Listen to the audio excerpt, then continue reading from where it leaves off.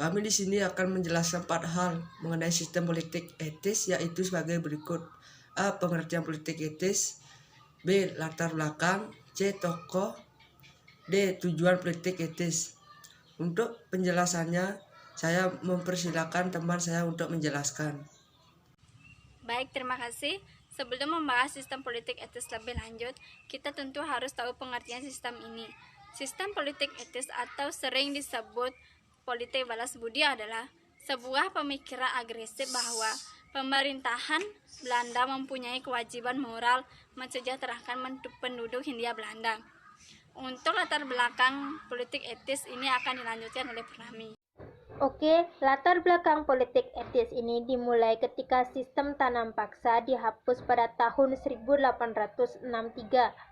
Politik ekonomi ini secara tidak langsung membuka ruang bagi swasta untuk bersatu di usaha ekonomi Hindia Belanda. Namun sayangnya, sistem ini tidak mengubah nasib rakyat tanpa sebab, terlalu mengejar keuntungan tanpa memperdulikan kesejahteraan rakyatnya.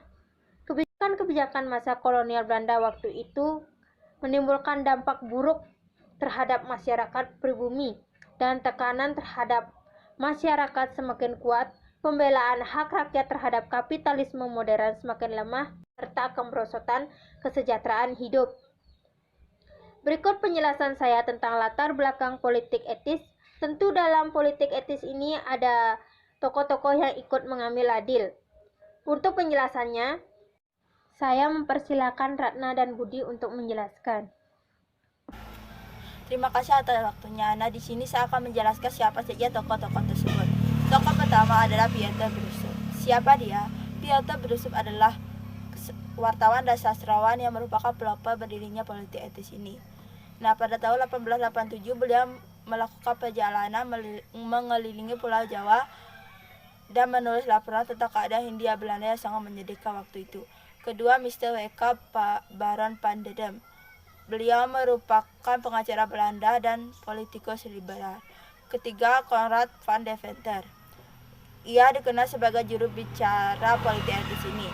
Masih banyak lagi tokoh-tokoh yang ikut andil dalam politik etis ini. Namun sisanya akan dijelaskan lebih lanjut oleh Budi Darmawan. Terima kasih. Di sini saya akan menjelaskan sedikit lagi tentang tokoh-tokoh politik etis.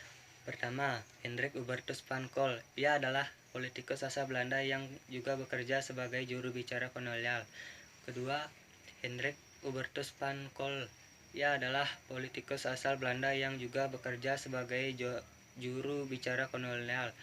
Kedua, Fransen van de Putte. Beliau adalah keturunan Belanda yang gencar menyerang sistem kolonial yang memanfaatkan sumber daya secara paksa. Lalu yang terakhir yaitu Douwes Dekker yang menyampaikan salah seorang tokoh yang menyampaikan opini kritiknya. Demikian penjelasan saya. Tentu dalam politik ini ada tujuan yang mendasari dibentuknya sistem ini. Namun hal itu akan dijelaskan oleh. Baik, terima kasih. Di sini saya akan menjelaskan tujuan dibentuknya politik ini. Sebenarnya politik ini ditujukan untuk membalas jasa bangsa Indonesia. Namun akhirnya malah berujung pada keinginan Belanda untuk menguasai wilayah Nusantara. Demikian penjelasan materi dari kelompok kami, yaitu kelompok 3, tentang apa itu sistem politik etis. Terima kasih atas waktu yang diberikan.